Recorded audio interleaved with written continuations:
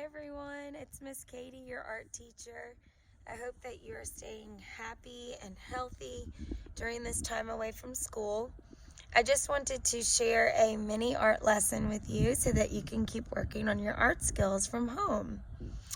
I was outside in my backyard today and just started looking at how beautiful the sky and the trees are right now, and I thought that we could maybe make our own landscapes. So I'll just show you a little bit of a scene from my backyard.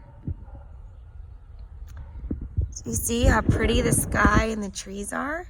So we can make landscapes based on anything that we see when we walk outside, when we walk around our neighborhood, if you walk to a big open field, or even if you just stand in front of your house. That could be a landscape as well.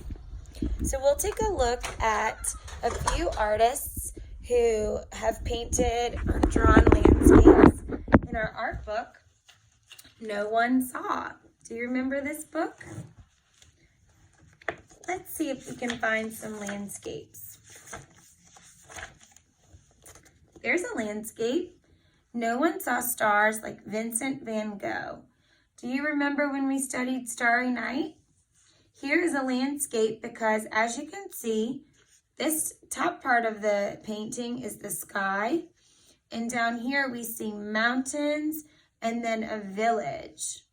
So this is a scene that has both natural and man-made elements in it, because here are buildings and houses that represent the village.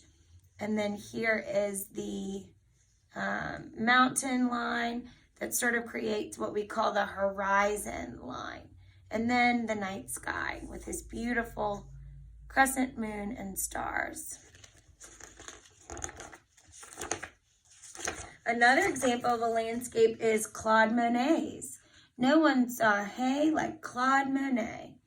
Do you see his beautiful painting of this hayfield? There is again the horizon line. Notice it's like a horizontal line that separates the sky from the land. And right before we went on our break from school, we looked at Grant Wood's fields.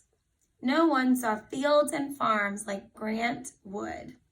Do you remember sketching fields and farms kind of like Grant Wood's?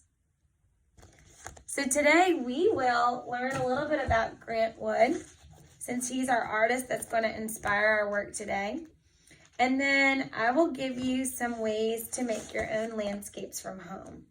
And parents, we are just kind of keeping it simple, since not everyone will have paint or things like that at home. All you'll really need for this lesson is plain white paper.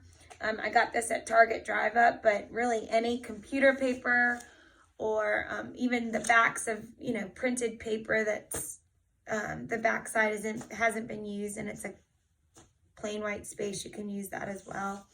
Also, we're just going to be using crayons, markers, colored pencils, and just a regular pencil. Of course, if you have paint or anything that can add texture to your landscape, you're welcome to add that in, but we'll just keep it simple with a few of these tools that we should have lying around our house, or should be easy to get or borrow. So Grant Wood is our artist that is inspiring us today. He was born in 1891 in the state of Iowa. And Iowa is a big, beautiful state that has a lot of natural scenery, a lot of fields and farms. And so Grant Wood had a lot of inspiration and could see a lot of beautiful things to make his landscapes. He liked to draw pictures of land, people, and life in the Midwest. And he was not only an artist, but also a jewelry maker. So he was a very talented artist. A few things we're going to talk about before we make our landscape are the different sections of our landscape, which will be our foreground, our midground, and our background.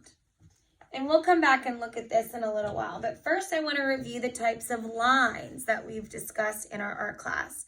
Can you make a horizontal line for me? Good.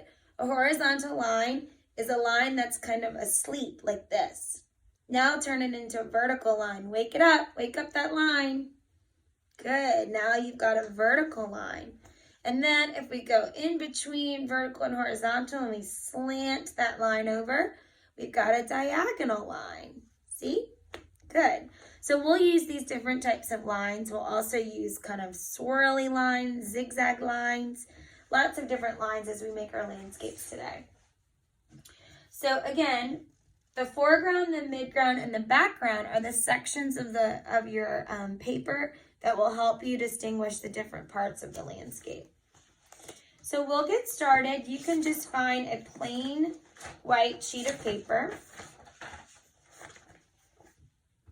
And we'll go ahead and turn our paper into this landscape direction. And I'll scoot up my easel a little bit for you to see. All right, so I'm going to use a black marker so that you can see what I draw a little bit easier than if I just use a pencil, but you can use a pencil at home in case you want to change anything or make any fixes to your work. Remember though, we are never going to get upset or frustrated about our art because it's okay if it's not perfect. We're just going to do our best and we'll make changes along the way if we want to. So as we saw in some of our artists from our book, there's something that's very important when you make a landscape, and that's called the horizon. And if you listen closely, you'll hear the word horizon in the horizontal line. So we'll start by making our horizon. Some horizon lines, like in Claude Monet's, are straight. Grant Wood liked to do horizons that were a little bit wavy because he could see a lot of hills and mountains in his background. So we'll start with just this wavy horizontal kind of line or horizon. Go ahead and make your horizon. Grant Wood also was around a lot of rivers and streams. So we'll pick a spot right here from our horizon, and I want you to just make some squiggly lines that sort of get wider and bigger as you move to the front of your landscape. And that's a little stream or river. Notice it looks like the river is closer to us up here, and as the river moves in this direction, it looks like it's farther away, like way back here by these hills. That's called perspective. And we'll learn more about that when we come back to school. Grant Wood also had a lot of trees where he lived. And we have a lot of trees here in Shreveport or Bossier, or wherever you live. So you can choose the types of trees that you might be able to see in your neighborhood, or you can choose to do trees that you just think are fun. So I'm going to draw a few trees just using kind of this puffy tree look.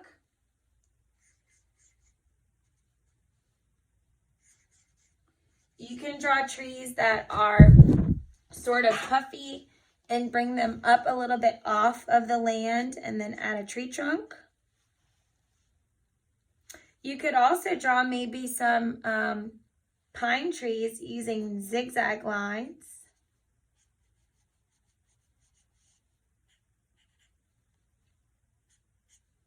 Remember, trees are sometimes close together, so you can kind of draw them sitting right next to each other like that. So you can add any types of trees that you want to your landscape drawing. Grant Wood also did some fun trees that kind of were like oval shaped like this, half ovals. So you can add any types of trees back there on your horizon line, okay? And then as we saw in Grant Wood's landscape of fields and farms, he had a bunch of different types of fields. So you could come by your river and draw a diagonal line going that way. Maybe add another type of field right there. And then maybe you want to make your field a field full of flowers. So if you were going to do a field full of flowers, you could just start drawing the stems of your flowers.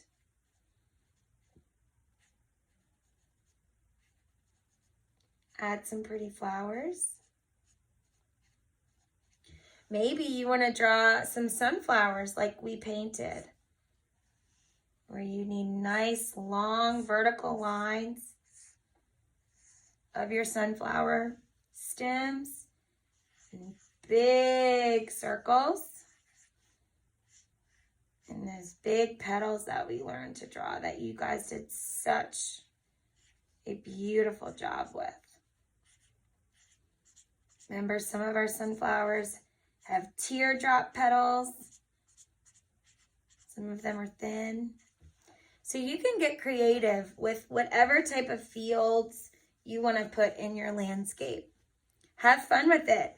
Maybe you want to add a vegetable garden right here by drawing some more diagonal lines. And maybe you want to put some tomato plants in there. Anything you want. You can add detail to this different part of your landscape. This is like the foreground of your landscape. This is more like the midground. And then this part back here is your background. So your background is where you can add details like that you would see in the sky. So maybe you want it to be a big, bright, beautiful, sunny day and put a big sun up here. Maybe you want it to look like sunset, and so the sun might be dipping down below back here, about to kind of dip down beneath the horizon line. You can choose what kind of landscape you want. I think I'm going to make mine a sunny day and draw some big sun rays. You could also maybe draw some birds in the sky. Birds are easy to draw. All you really have to do is like make a curve there and then dip it back up like that. If you want to add some clouds, you can do that too. So you have fun sketching your landscape however you want to. You can make this horizontal, this horizon line, you can make it, flat if you want to do a landscape scene that you can see close by your house. I did another landscape drawing earlier. Can't find it right now, but I will pull it out in a second. Oh, here it is. A landscape that could just be a picture of your house. See, this is a simple landscape that shows a front lawn, then a house, and then the background here, the sky and the trees. So you can use these techniques to make any type of landscape that you want. And then, of course, the fun part is adding color and more detail. So again, you can use a green marker, green crayon, green colored pencil to start adding some color to your trees.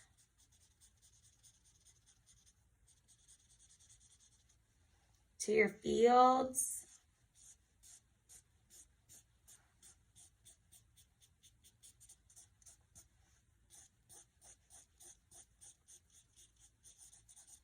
Marker can work. You can also use crayon over marker, which makes a neat kind of look to it.